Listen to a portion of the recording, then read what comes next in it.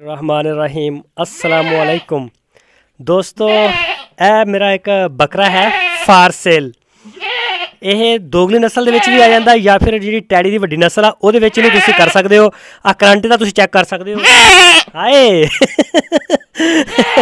और दूसरियां बकरियां ने जरा खोल के लैके जरा गुस्सा कर गया। ओ भाई पट्ठे खा ला, कोई मसला नहीं। ए देखो ओ खाला खाला खाला खाला खाला ए तुम देख सकते हो दोस्तों। बकरा माशाल्लाह है बिल्कुल खीरे वर्गा। ये थानू मैं दंद भी दिखा दा। ओ भाई मूलियां ना खा, एक मिनट जरा दंद दिखा दा, दंद दिखा। दोंदा जी दोंदा, ए देख सकते हो। ए बस भाई बस, बुरश भी किया कि नहीं। अच्छा बाकी खस्सी नहीं कराया होया, इनू मैं बकरियां विच ही रखा होया सी। आंडी आ बड़े करंट वाला बकरा, बड़े करंट वाला।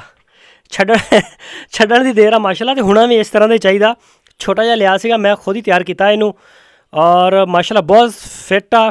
वैक्सीन पूरी आ, डिवर्मिंग इहदी तकरीबन महीना हो गया, मैं इहदी डिवर्मिंग भी करवाई सी और चिचड़ां दी दवाई शवाई हर टोटल होया होया सीगा।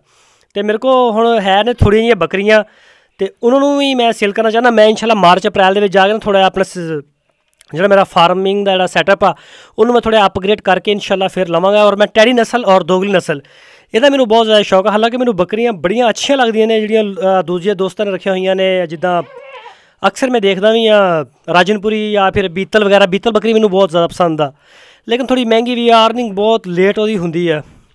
ਤੇ ਇਹ ਜਿਹੜੀ ਆ ਇਹਦੇ ਮਾਸ਼ਾਅੱਲਾ ਫਿਰ ਇਹ ਤਾਂ ਕੈਸ਼ ਹੀ ਕੈਸ਼ ਹੈ ਨਾ। 6 ਮਹੀਨਿਆਂ ਬਾਅਦ ਤੁਸੀਂ ਮਾਲ ਵੇਚਣਾ ਸ਼ੁਰੂ ਕਰ ਸਕਦੇ ਹੋ, 7 ਬਾਅਦ 8 ਬਾਅਦ। ਆਹ ਕੰਨ ਤੁਸੀਂ ਦੇਖ ਸਕਦੇ ਹੋ। ਇੱਕ ਤਾਂ ਟੈਡੀ ਹੁੰਦਾ ਨਾ ਜਿਹੜਾ ਬਿਲਕੁਲ ਛੋਟੇ ਛੋਟੇ ਕੰਨ ਹੁੰਦੇ ਨੇ, ਤੁਸੀਂ ਅਕਸਰ ਦੇਖਦੇ ਵੀ ਹੋ, ਲੇਕਿਨ ਇਹ ਬਿਲਕੁਲ ਪਿਓਰ ਟੈਡੀ ਨਹੀਂ ਹੈਗਾ। ਇਹ ਦੋਗਲਾ ਜਾਂ ਫਿਰ ਥੋੜਾ ਅੱਛਾ ਟੈਡੀ ਅੱਛਾ ਹੈਗਾ ਬੱਕਰਾ ਵੱਡੇ ਟੈਡੀਆਂ ਚੋਂ, ਕ੍ਰਾਸ ਟੈਡੀ ਕਹਿ ਸਕਦੇ ਹੋ।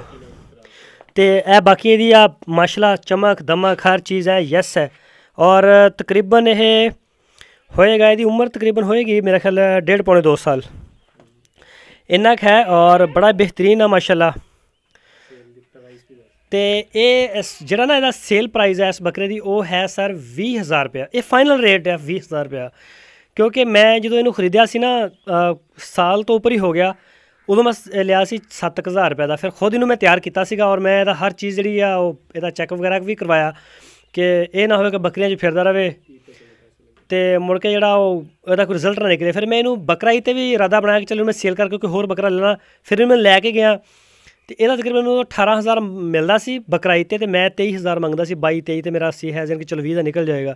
ਲੇਕਿਨ ਨਹੀਂ, ਹੁਣ ਤਾਂ ਤਕਰੀਬਨ 4 ਮਾਹ ਹੋ ਗਏ ਨੇ ਔਰ ਉਹ ਈਦ ਵੀ ਜਾ ਚੁੱਕੀ। ਅਤੇ ਅਗਰ ਕਿਸੇ ਦੋਸਤ ਨੂੰ ਚਾਹੀਦਾ ਹੋਵੇ ਤਾਂ ਅਸੀਂ ਇਹਨੂੰ ਇੱਥੋਂ ਕਾਰਗੋ ਕਰਵਾ ਸਕਦੇ ਹਾਂ। ਅਤੇ ਉਹਦੇ ਵਾਸਤੇ ਸਾਡਾ ਤੁਸੀਂ ਵਟਸਐਪ ਦਾ ਨੰਬਰ ਜਿਹੜਾ ਉਹ ਨੋਟ ਕਰ ਲਓ 0306916211 0306 916 2011। ਇਸ ਤੋਂ ਇਲਾਵਾ ਹੋਰ ਜਿਹੜਾ ਹੈ ਨਾ ਸਾਡੇ ਕੋਲ ਇਸ ਤੋਂ ਇਲਾਵਾ ਕਿਸੇ ਕਿਸਮ ਦਾ ਕੋਈ ਮਾਲ ਵਿਕਾਊ ਨਹੀਂ ਹੈ। ਮੈਨੂੰ ਬਹੁਤ ਜ਼ਿਆਦਾ ਦੋਸਤ ਪੁੱਛਦੇ ਵੀ ਨੇ ਕਿ ਤਾਰਕ ਭਾਈ ਤੁਹਾਡੇ ਕੋਲ ਕੋਈ ਵਿਕਾਊ ਮਾਲ, ਕੋਈ ਝੋਟੀਆਂ, ਵੱਛੇ, ਕੱਟੇ, ਬੱਕਰੇ ਜਾਂ ਫਿਰ ਵਹਿੜਾਂ ਖਾਸ ਕਰ ਸਹੀਵਾਲ ਨਸਲ ਦੀਆਂ ਜਿਹੜੀਆਂ ਵੱਡੀਆਂ, ਅਤੇ ਇਸ ਤਰ੍ਹਾਂ ਦਾ ਕੋਈ ਸਿਸਟਮ ਨਹੀਂ ਹੈ। ਅਸੀਂ ਇਨਸ਼ਾਅੱਲਾ ਨਾ ਫਿਲਹਾਲ ਕਿਸੇ ਕੁਲੀਏ ਕਾਇਦੇ 'ਚ ਲਿਆ ਕੇ ਇਸ ਤਰ੍ਹਾਂ ਦਾ ਅਗਰ ਕੋਈ ਕੰਮ ਕੀਤਾ ਤਾਂ ਫਿਰ ਕਰਾਂਗੇ। ਫਿਲਹਾਲ ਜਿਹੜਾ ਸਾਡਾ ਸਿਰਫ ਫਾਰਮਾਂ ਦਾ ਵਿਜ਼ਿਟ ਆ, ਫਾਰਮਰਾਂ ਨਾਲ ਗੱਲਬਾਤ ਆ। ਅਤੇ ਦੋਸਤੋ ਮੈਂ ਉਮੀਦ ਵੀ ਕਰਦਾ ਤੁਹਾਨੂੰ ਮੇਰੀ ਵੀਡੀਓ ਜਿਹੜੀ ਉਹ ਪਸੰਦ ਆਈ ਹੋਵੇਗੀ। ਆਪਣਾ ਬਹੁਤ ਸਾਰਾ ਖਿਆਲ ਰੱਖਣਾ। ਫਿਰ ਮਿਲਾਂਗੇ ਇੱਕ ਨਈ ਵੀਡੀਓ ਦੇ ਨਾਲ। ਅੱਲਾ ਹਾਫਿਜ਼।